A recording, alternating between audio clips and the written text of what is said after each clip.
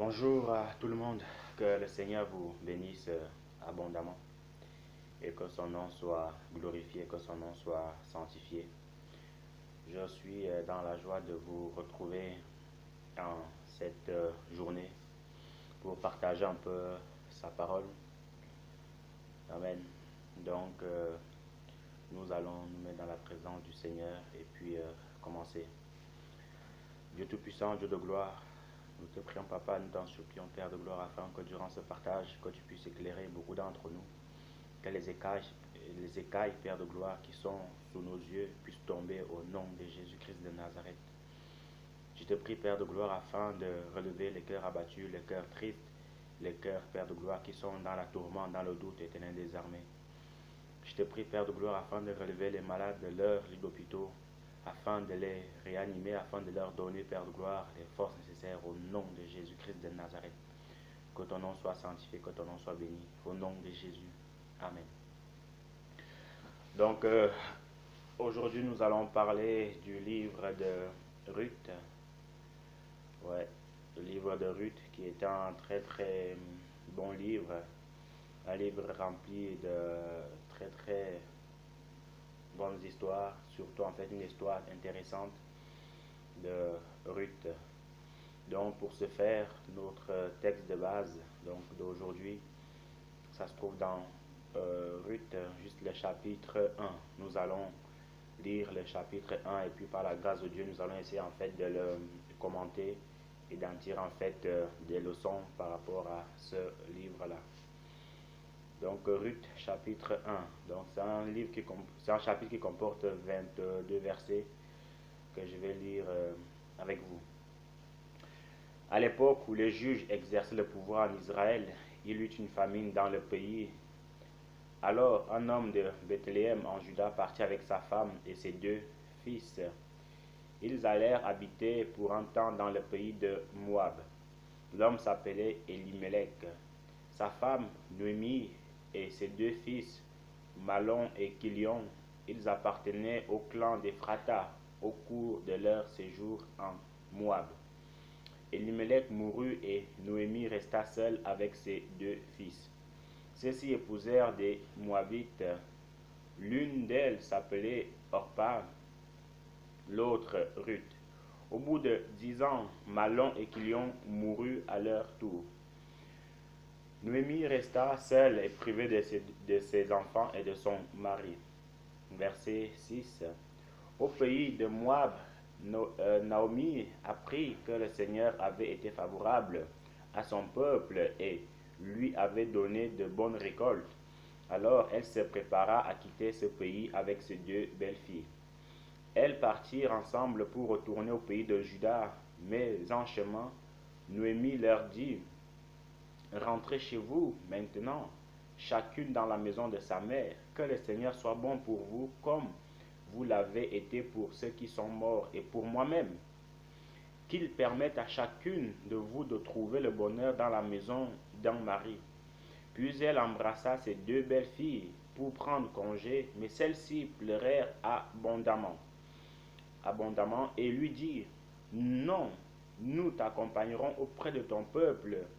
Noémie reprit: rentrez chez vous, mes filles. Pourquoi voulez-vous venir avec moi? Je ne suis plus en âge d'avoir des fils qui pourraient vous épouser. Rentrez chez vous, laissez-moi, je suis trop vieille pour me remarier. Et même si je disais: il y a encore de l'espoir pour moi, cette nuit même je serai à un homme qui me donnerait des fils. Pourriez-vous attendre qu'ils aient grandi? Renoncerez-vous à épouser quelqu'un d'autre? Non, mes filles, c'est contre moi que le Seigneur s'est tourné. Mon sort est beaucoup trop dur pour vous. Verset 14. Les deux belles filles pleurèrent de plus belle. Finalement, Orpa embrassa sa belle-mère pour prendre congé, mais Ruth refusa de la quitter. Noémie dit à Ruth: regarde, ta belle-sœur est retournée vers son peuple et son Dieu. Fais comme elle, retourne chez toi. Mais Ruth répondit: n'insiste pas pour que je t'abandonne et que je retourne chez moi, là où tu iras. là où tu iras, j'irai. Là où tu t'installeras, je m'installerai. Ton peuple sera mon peuple, ton Dieu sera mon Dieu. Là où tu mourras, je mourrai, et c'est là que je serai enterré. Que le Seigneur m'inflige la plus terrible des punitions, si ce n'est pas la mort seule qui me sépare de toi.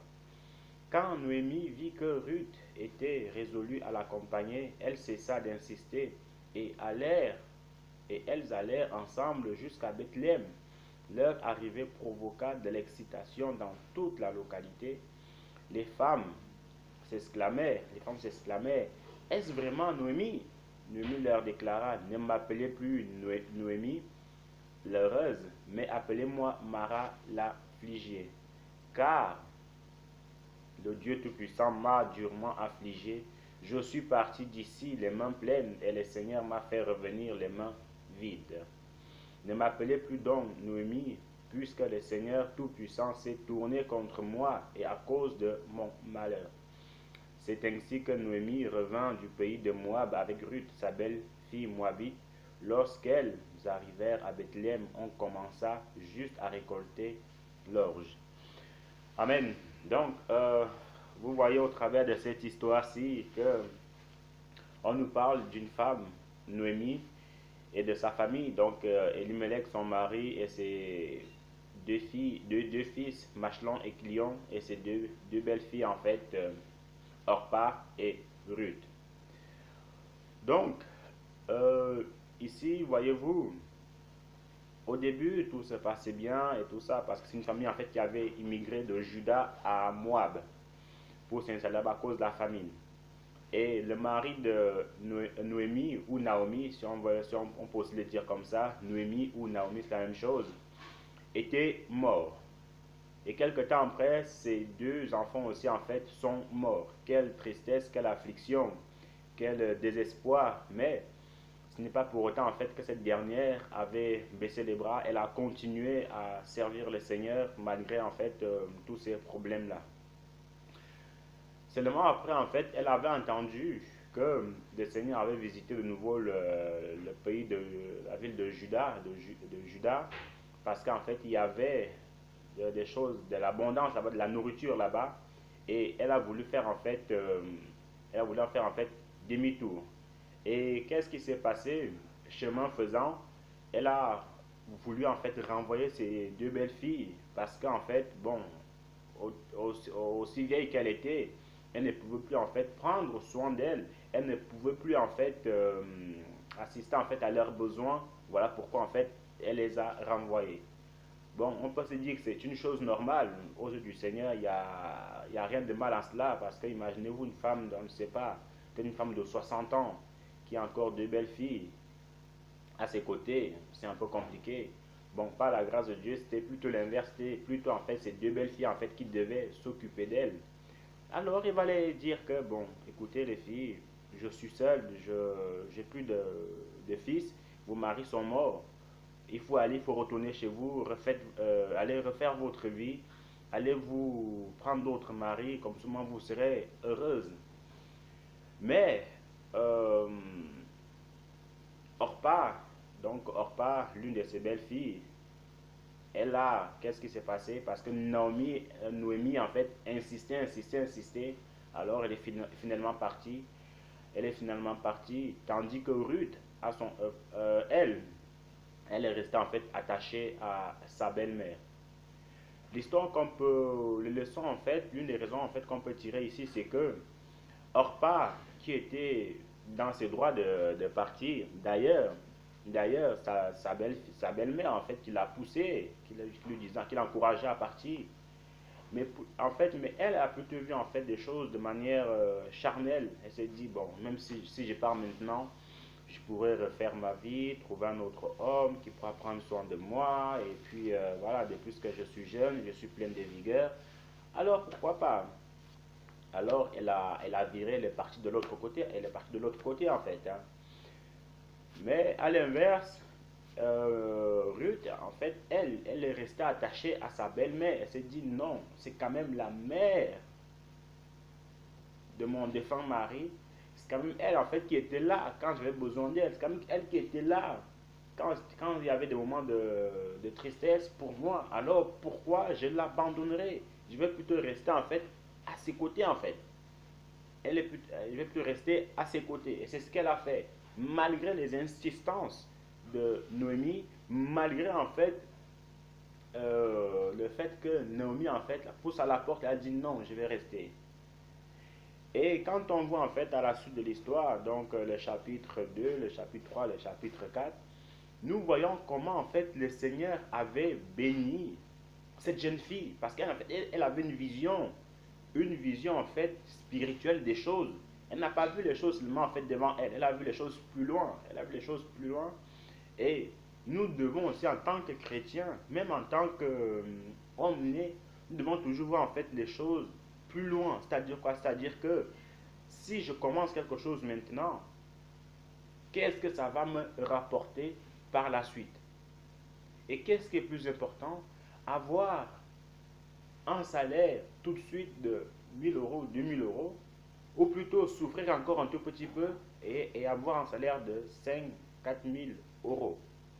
Bon, toujours dit c'est que en continuant, Ruth en fait elle est restée attachée à sa belle-mère. Et puis ces deux-ci en fait sont arrivés en Juda.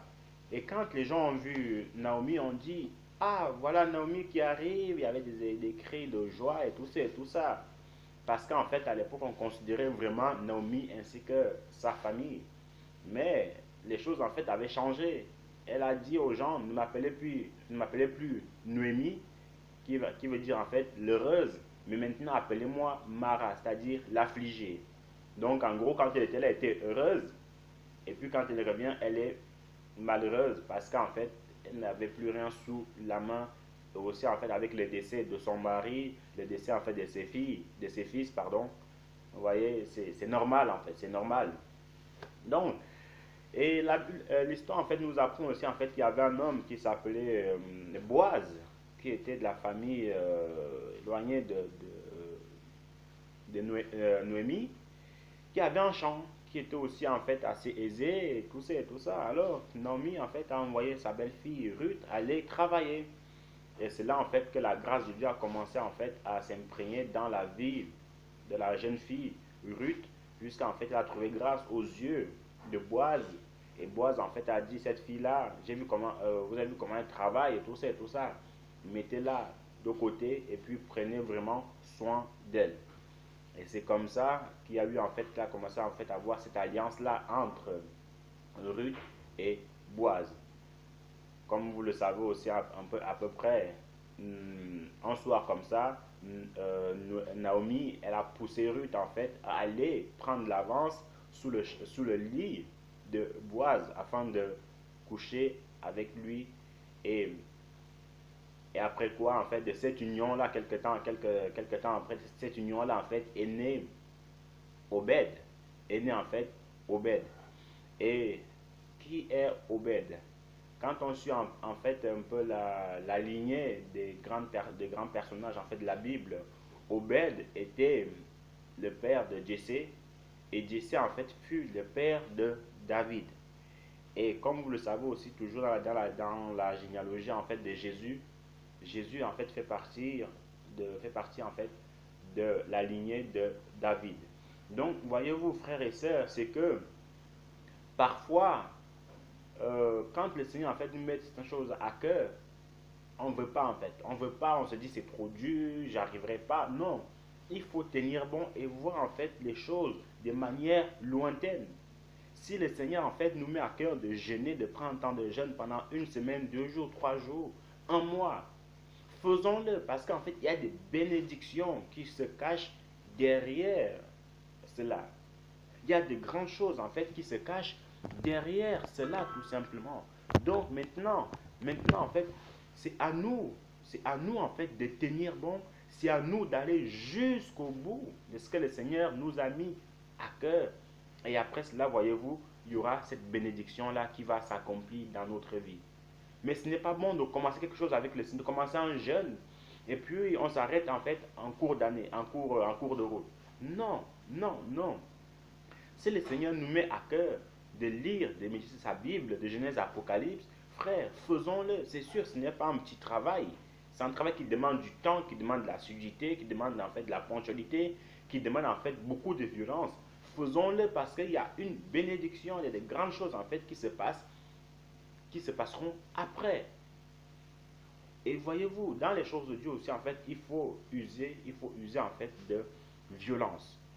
Même si les gens nous découragent, même si les gens disent que tu n'arriveras pas ou tu vas mourir durant ton jeûne, même si les gens disent ce qu'ils veulent, bah, de toute façon, vous savez, la bouche elle est là pour parler, mais nous, faisons-le.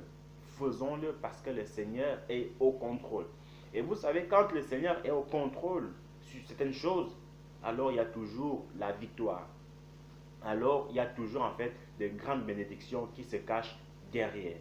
Mais nous faisons-le parce que c'est le Seigneur qui nous met cela à cœur. Et aussi, voyez-vous, quand le Seigneur nous met même d'autres charges, d'autres choses à cœur, appliquons-nous à les commencer et aussi en fait à les terminer. Le Seigneur sait pourquoi il nous met cela à cœur. Le Seigneur sait qu'est-ce qu'il nous faut. Alors il y aura toujours en fait une récompense par la suite. Mais il ne faut pas s'arrêter en cours de chemin, surtout ne pas s'arrêter en cours de chemin. Même si les forces nous manquent, il faut demander la grâce de Dieu, il faut demander ces forces-là au Seigneur. Même si il y a la neige, il y a le tonnerre, il y a les grêlons, tout ce que vous voulez, il faut tenir bon. Vous savez, les gens qui ont vraiment servi le Seigneur en fait à leur époque, ils ne sont pas meilleurs que nous. Non, non, ils ne sont pas meilleurs que nous. La seule différence entre eux et nous, c'est qu'eux, ils avaient en fait un but à atteindre, ils avaient en fait un objectif à atteindre et ils l'ont atteint. Souvenez-vous des apôtres, avec toutes les persécutions qu'ils avaient après la montée de Jésus, dans la partie du livre des Actes des Apôtres, toutes les persécutions, toutes les tribulations, on les a mis en prison. Et la Bible dit en fait que on les interdisait en fait de chanter, de prêcher, on les mettait en prison, mais au retour de la prison, qu'est-ce qui s'est passé? Ils se remettaient de nouveau à chanter. Ils se remettaient de nouveau en fait à prier. Donc, c'est des gens en fait qui avaient un seul objectif, c'était la détermination. C'était en fait l'envie, la motivation, comme on dit en fait, la niaque de terminer à bien l'œuvre du Seigneur. Donc, si nous aussi, on veut faire comme ça, on veut être agréable au Seigneur, il faut avoir cette détermination-là, il faut avoir en fait ce courage-là pour aller jusqu'au bout. Il n'y a qu'à voir l'exemple du grand maître lui-même. Combien de fois les pharisiens vont dire à Jésus, va-t'en, quitte cette nation parce qu'Hérode va te tuer. Il va dire aux pharisiens, allez et dites à ce renard, j'ai fait des miracles aujourd'hui, j'ai guéri les malades. Demain est le 3e jour, je m'en irai, parce qu'il ne convient pas qu'un prophète périsse hors de Jérusalem. Donc, voyez-vous, même si on vous persécute, allez dans l'autre ville, même si on ne vous écoute pas, faisons le travail du Seigneur. On n'est pas là, parfois, en fait, pour plaire aux gens, certes, c'est dommage à dire, mais nous, en tant que chrétiens, notre objectif, c'est le ciel. Notre seul but, c'est d'aller rejoindre le Seigneur au ciel. Et aussi, notre seul but, en fait, c'est de répandre la parole de Dieu sur terre. Sinon, ça ne sert à rien. Le Seigneur ne nous a pas appelés, en fait, pour être timides. Le Seigneur ne nous a pas appelés, en fait, pour être des peureux. Il nous a pas appelés, en fait, pour être des... Non, il nous a appelés à être des vaillants. Et c'est pour cela l'apôtre Paul avait dit à Timothée que combat le bon combat, le combat de la foi, et aussi en fait que personne ne doit mépriser ta jeunesse. Mais il faut être un homme, c'est-à-dire quand il parle, voilà, les démons sentent qu'ici, là, c'est chaud pour nous. Et voyez-vous de nouveau en fait une autre histoire similaire dans le livre de 2 rois, 2 rois chapitre 1, le verset 18 au verset 21, l'histoire d'Élie et d'Élisée. Élisée, voyez-vous, il voulait la double portion d'Élie. Il voulait la double portion. Et Élie lui a dit, écoute, il n'y a pas de souci, hein, il n'y a pas de souci si tu veux la double portion, il n'y a aucun problème. Seulement, si tu veux l'avoir, il faudrait que tu me regardes monter au ciel. Et qu'est-ce qui va se passer? les 40 prophètes, les fils de prophètes, vont vouloir décourager Élisée en lui disant que sais-tu qu'aujourd'hui, l'Éternel va enlever ton maître au ciel. Élisée va leur répondre, je le sais aussi, taisez-vous. Ils vont encore lui dire une deuxième fois, sais-tu qu'aujourd'hui, le Seigneur va enlever ton maître Élisée pour être enlevé. Élisée va leur répondre, je le sais aussi, taisez-vous. C'est-à-dire quoi? C'est-à-dire que voici une catégorie de chrétiens, si on peut le dire ainsi, des chrétiens light, des chrétiens non vraiment, pas vraiment affermis. Ils vont vouloir décourager Élisée en lui disant que ça ne sert à rien de continuer à combattre, ça ne sert à rien de continuer à croire en Dieu parce que ton maître, de toute façon, il va être enlevé aujourd'hui, tu seras avec qui? Mais Élisée va leur répondre, je le sais aussi, taisez-vous. Donc, détermination, force, courage. Il n'a même pas écouté ce que les gens ces gens-là lui disaient. Parce que s'il s'arrêtait à les écouter, oh, ouais, mais vous avez raison. De toute façon, si Élie monte au ciel maintenant, je serai avec qui? Je serai plus avec personne. Donc, ça ne sert à rien que je continue à croire en Dieu. Ça ne sert plus à rien que je continue en fait à m'efforcer, à jeûner. Non, non, il n'a même pas écouté. Il a plutôt dit, je le sais aussi, taisez-vous. Donc, ce qui veut dire quoi? Ce qui veut dire que quand les gens voudront nous décourager par rapport aux choses de Dieu, disons-le aussi, nous, moi aussi je le sais, mais taisez-vous, Dieu m'a confié une tâche, alors je dois l'accomplir, je dois faire mon travail comme il se doit tout simplement. Et après, qu'est-ce qui s'est passé? Élisée a vu son maître monter au ciel sur un char de feu, et puis il a commencé à crier, mon maître, char d'Israël, sa cavalerie. Et vous savez ce qui s'est passé après? Au retour d'Élisée, il a fait le même miracle à la seconde que son maître, en divisant en fait l'eau en deux avec un manteau. Et quand vous lisez vraiment en fait la vie d'Élie et d'Élisée, Élisée a fait le double des miracles d'Élie. Il a même fait encore plus, beaucoup plus. Élisée, il a séparé l'eau en deux, la mer en deux, avec le manteau d'Élisée, avec le manteau d'Élie, pardon. Élisée a ressuscité en fait un jeune garçon. Élisée a changé l'eau qui était maudite, en une eau pure. Élisée a changé les colocènes sauvages, toujours avec les mêmes 40 prophètes. Il a rendu en fait ces colocènes sauvages là en fait en colocènes purs. Élisée en a encore fait beaucoup d'autres miracles, frères et sœurs. Il a encore fait beaucoup d'autres miracles.